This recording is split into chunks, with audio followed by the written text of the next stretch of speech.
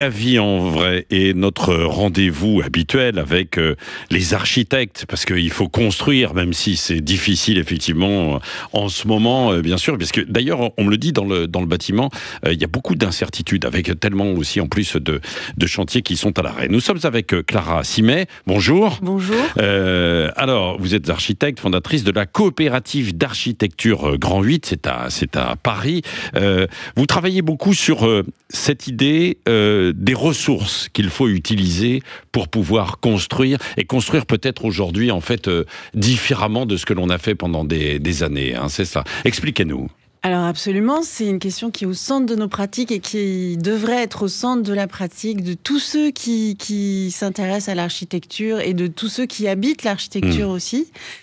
Et à cette question-là, il faut absolument ajouter la question sociale. Et en fait, la pratique qu'on porte, les idées qu'on porte et ce qu'on pratique au quotidien, c'est vraiment de porter ces deux questions en même temps, la question sociale et la question écologique. Alors, c'est-à-dire la question sociale. Comment elle se retrouve, comment elle peut se retrouver justement dans les projets architecturaux, quoi, hein. À énormément de niveaux, parce que déjà, en fait, le simple fait d'extraire des ressources comme ça de par le monde, dans des conditions qui sont parfois très dures pour les sites de ressources, dans des masses colossales, puisque par exemple, le sable, ça représente 75% des matières extraites totales dans le monde. Le sable qui sert à faire le béton. Donc, c'est la matière première qu'on mobilise.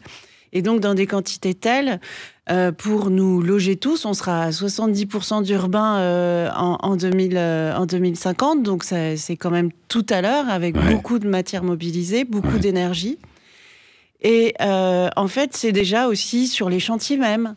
Les conditions de travail sont souvent très difficiles. Le cadre est parfois la pression et avec des chantiers qui doivent être de plus en plus rapides, dans des conditions de mise en œuvre de matériaux qui finalement brutalisent aussi les corps. Donc la question sociale, elle est là. Mais elle est aussi beaucoup pour tous ceux qui habitent, tout simplement. Et puis vous avez bien entendu qu'il y a une injonction aujourd'hui et qu'on espère beaucoup de la transition énergétique dans le bâtiment pour amener des emplois déjà aussi, pour permettre redonner du pouvoir d'achat à tous. Oui, alors comment ça peut se concrétiser en fait tout ça justement, de prendre en compte ce que vous avez évoqué en fait à l'instant, quand on est architecte, quand on conçoit un projet? Alors très concrètement, c'est d'accompagner les habitants justement dans l'adaptation de leur mode de vie, alors de leur cadre de vie à ce changement climatique. Donc ça va passer par une bonne isolation, mais ça va passer aussi par une émancipation aussi, le fait de pouvoir reprendre, de redevenir acteur de son habitat. C'est-à-dire que pour ne plus subir, par exemple, une canicule, il faut savoir comment il fonctionne. Il faut simplement retrouver, par exemple, de bons gestes. On ne va pas tous pouvoir faire appel à la climatisation. Mais ça va être aussi, pour rénover son habitat, faire appel aux matériaux qui sont sur son territoire, avec un réseau d'acteurs qui est sur son territoire. Par exemple, on sait que la paille peut être un très bon matériau pour isoler, et on peut la trouver sur son territoire. C'est vrai, alors c'est particulièrement intéressant, mais est-ce que la paille peut aller dans des grands projets, en fait d'immeubles, ou est-ce que c'est limité plutôt à des projets de rénovation de petits immeubles et puis de maisons? Non, il y a déjà des bailleurs qui ont, par exemple, le Toit Vosgien, qui a construit des immeubles de 6 étages en paille et qui fonctionnent très très bien. Et c'est des habitants qui là payent quasiment rien en chauffage. Et là, dans ces conditions, la paille, on l'utilise où alors? Plutôt sur le toit, pas dans la conception, dans les murs? Alors on peut le faire sur le toit aussi, mais c'est les parois qui isolent. Et en fait, ça, on peut le faire en faisant appel aux agriculteurs de son territoire, dans des circuits courts aussi, en faisant appel aussi en formant des artisans pour accompagner les habitants à ces pratiques-là. On peut aussi promouvoir pour augmenter, pour donner accès à ces rénovations, parce que ça coûte cher malgré les aides.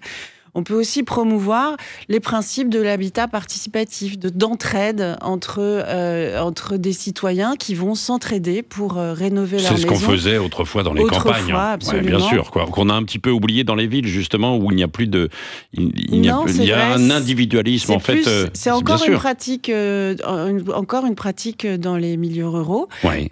Effectivement, les chantiers participatifs, c'est très marginal, mais ça existe. Mais ce serait un bon moyen de reprendre pied dans son habitat et dans la façon dont il va pouvoir s'adapter au changement climatique et à la pénurie des ressources. Bon, je n'ai pas encore vu de bottes de paille venant en ville sur les chantiers. Vous pensez que ça viendra en fait un jour? Trompez-vous.